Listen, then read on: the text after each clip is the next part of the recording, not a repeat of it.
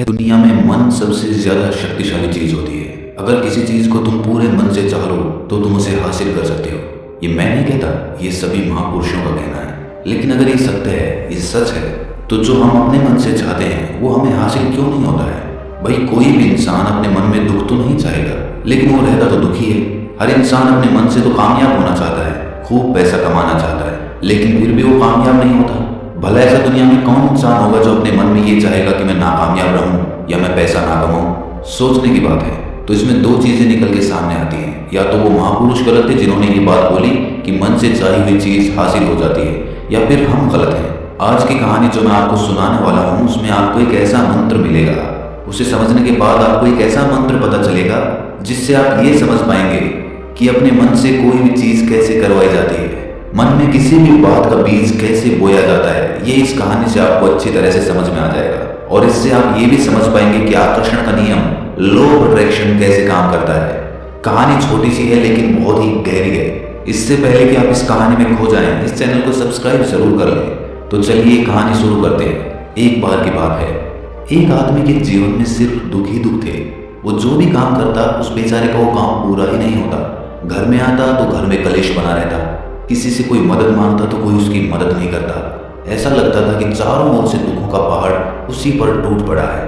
उसे समझ नहीं आ रहा था कि मैं इन दुखों से पार कैसे पाऊं। वो दिन रात यही सोचता रहता कि अपने दुखों से छुटकारा कैसे पाना है। इसी कारण से वो रात में सो भी नहीं पाता था। उसकी आंखों के नीचे बड़े बड़े काले घेरे बन गए थे, जो इस बात का प्रतीक थे कि वो आदमी कितना दुखी है और कितना चिंतित है।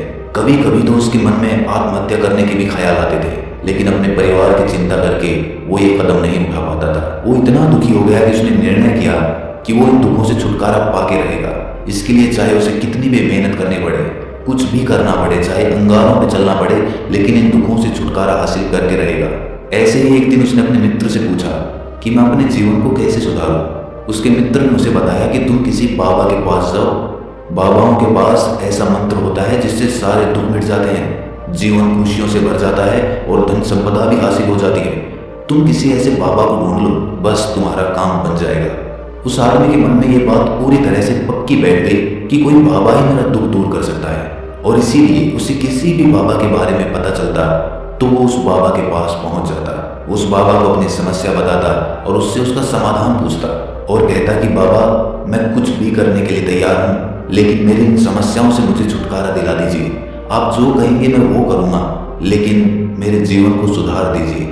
बाबा उसे कुछ टोने टोट के बता देते थे करने के लिए, और बदले में दान दक्षिणा ले लेते थे कि ये टोना टोटका करने के बाद तुम्हारे घर में सुख शांति बनी रहेगी, बस इस टोटके को पूरी विधि के साथ करना। वो आदमी घर लौटकर पूरी विधि के साथ टोने टोटके करने लगा, लेकिन बहुत टोने टोटके करने के बाद भी उसके जीवन में कुछ बदलाव नहीं आया। इसके विपरीत उसका जीवन और ज्यादा दुखी हो गया।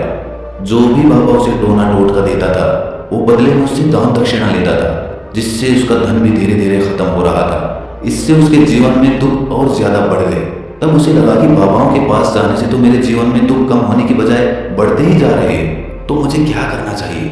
बाबाओं के पास जाऊं या ना जाऊं? फिर एक दिन एक आदमी ने उसे बताया कि तुम अपने घर में किसी पंडित को बुलाकर हवन करवा लो। हवन होगा, घर शुद्ध हो जाएगा। कोई भी बुरी ऊर्जा होगी घर में तो वो घर से बाहर चली जाएगी। किसी पंडित को बुलाकर पूरे विधि विधानों से मंत्रोच्चारण कराओ और हवन कराओ, जिससे घर में सुख शांति आए। उस आदमी के मन में ये बात बैठ गई और उसने एक पंडित को अपने घर पर बुलाकर हवन करवा दिया। हवन अच्छी तरह से संपन्न हुआ। बदले में पंडित ने भी अच्छी दान दक्षिणा ली और उसके बाद वो वहां से विदा हो गया। लेकिन कुछ दिनों के बाद उस आदमी को महसूस हुआ कि उसके जीवन में अब भी कोई बदलाव नहीं आया है। अब वो आदमी पूरी तरह से दुखी हो गया और ज्यादा परेशान हो गया। अब तो उसे लगने लगा था कि मेरे जीवन में से दुख कभी खत्म ही नहीं होंगे, और यही सोच सोचकर उस आदमी का बुरा हाल हो गया था। फिर एक दिन उसे अपने मित्र से एक ऐसे बाबा के बारे में पता चला जो समाधान बताने के लिए कोई दान दक्षिणा नहीं लेता था। उस आदमी को लगा कि ये बाबा दूसरे बाबाओं की तरह नहीं हो सकता, क्योंकि ये दान दक्षिणा तो लेता ही नहीं, और अगर दान दक्षिणा नहीं लेता तो ये सच में कोई सिद्ध बाबा होगा। और यही सोचकर वो उस बाबा के पास पहुंच जाता है। जब वो आदमी वहां पर पहुंचता है तो वो बाबा ध्यान में बैठे हुए थे। ये देखकर वो आदमी वहीं पर चुपचाप बैठकर ध्यान से बाहर आने का उनका इंतजार करने लगा। थोड़ी देर बाद बाबा ने आंखें खोली तो सामने एक दुखी और परेशान युवक को बैठे देखा। वो उसकी आंखों के नीचे काले घेरे देखते ही समझ कि ये आदमी अपने जीवन से कितना परेशान है। उसे संबोधित करते हुए बाबा ने पूछा कि बच्चा, क्या चाहते हो? बाबा के पास क्या लेने आए हो? उस आदमी ने कहा कि बाबा, मैं अपने जीवन से बहुत परेशान हूँ।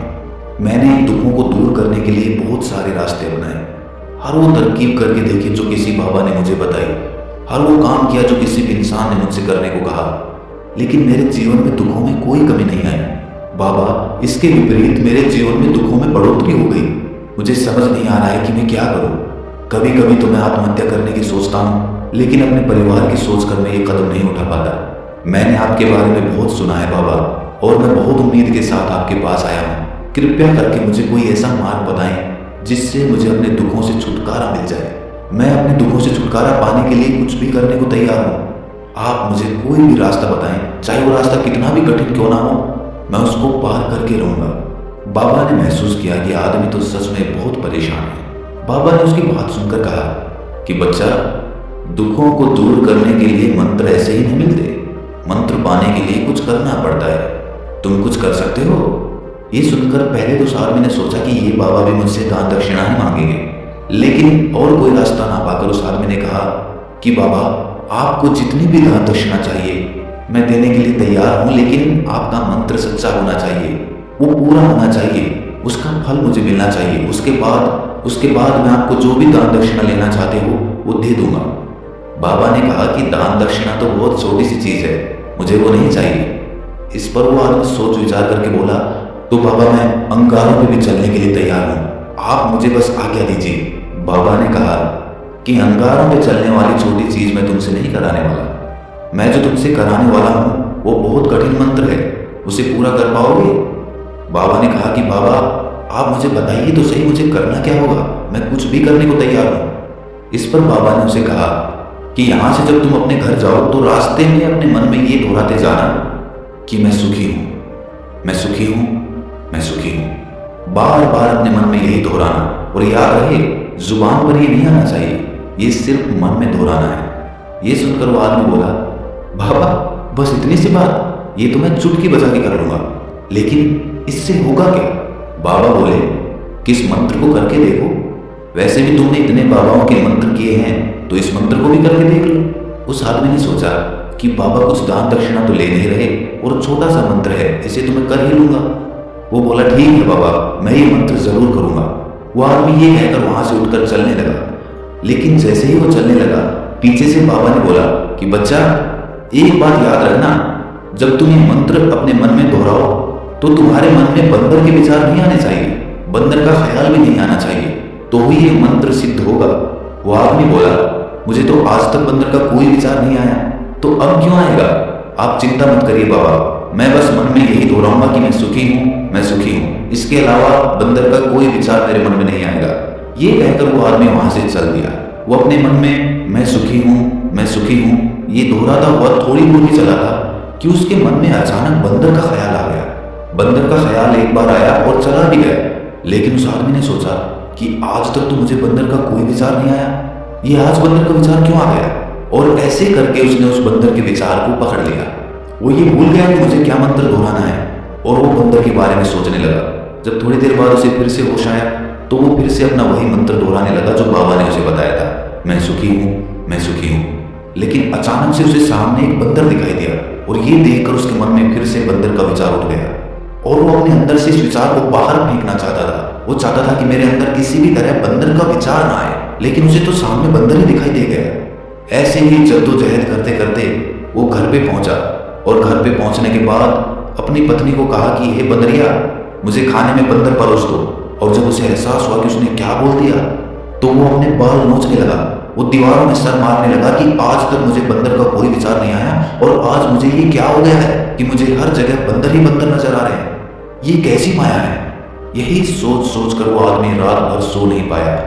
रात भर करवटें बदलता रहा, और सुबह उठकर सीधे उसी बाबा के पास पहुंच गया, और उसके चरणों में गिरकर कहा कि बाबा, पता नहीं क्या चमत्कार हो रहा है, आज तक मुझे बंदर का कोई विचार नहीं आया, लेकिन कल से जब से आपने मुझसे कहा कि बंदर का विचार नहीं आना चाहिए, तब से मुझे हर जगह बंदर ही बंदर नजर आ रहे हैं। उस आदमी ने कहा कि बाबा, मुझे तो आपके पीछे पेड़ पर बैठा हुआ बंदर भी केले खाता हुआ दिखाई दे रहा है, ये हो क्या रहा है बाबा?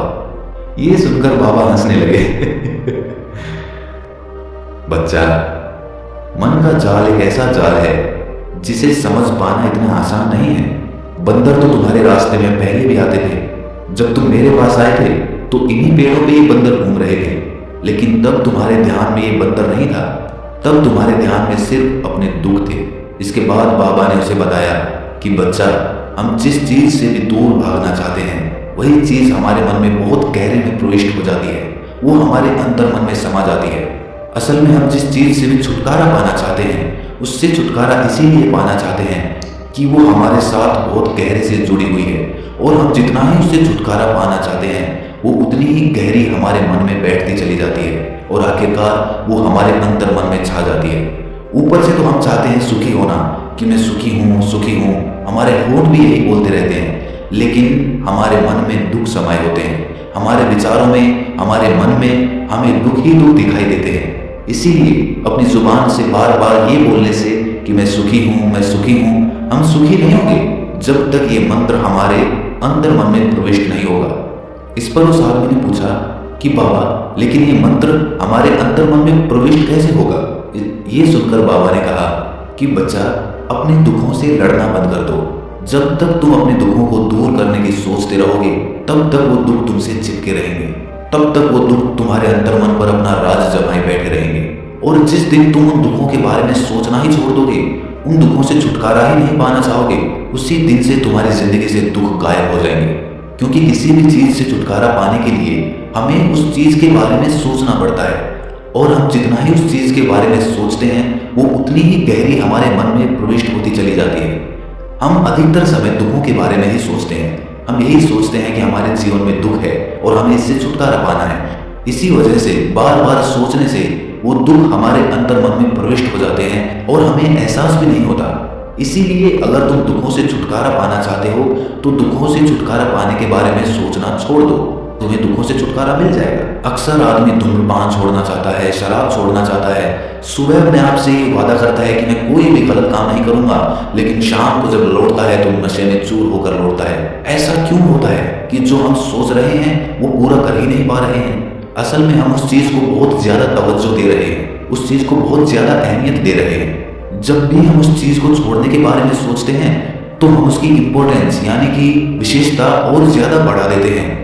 हमारा मन उस चीज के बारे में जितना ज्यादा सोचेगा, शराब या धूम्रपान छोड़ने के बारे में जितना ज्यादा सोचेगा, हमारा मन उतना ही उस चीज के पीछे ज्यादा भागेगा। हमें उस चीज से लड़ना नहीं है, बल्कि बिना सोचे गुजर जाना है। और अगर इस मंत्र को हम समझ लेते हैं तो हम अपने जीवन में जो भी पाना चाहते हैं उसे अपने अंतर मन में डाल सकते हैं, और एक बार वो लक्ष्य हमारे अंतर मन में बैठ जाता है तो फिर सफलता पाने में कोई समस्या नहीं आती, कोई दिक्कत नहीं आती। तो दोस्तों, कैसी लगी आपको ये कहानी कमेंट सेक्शन में जरूर बताएं, और अच्छी लगी तो इस चैनल को सब्सक्राइब करना ना भूलें। तो मिलते हैं अगली कहानी में, तब तक के लिए अपना ख्याल रखें।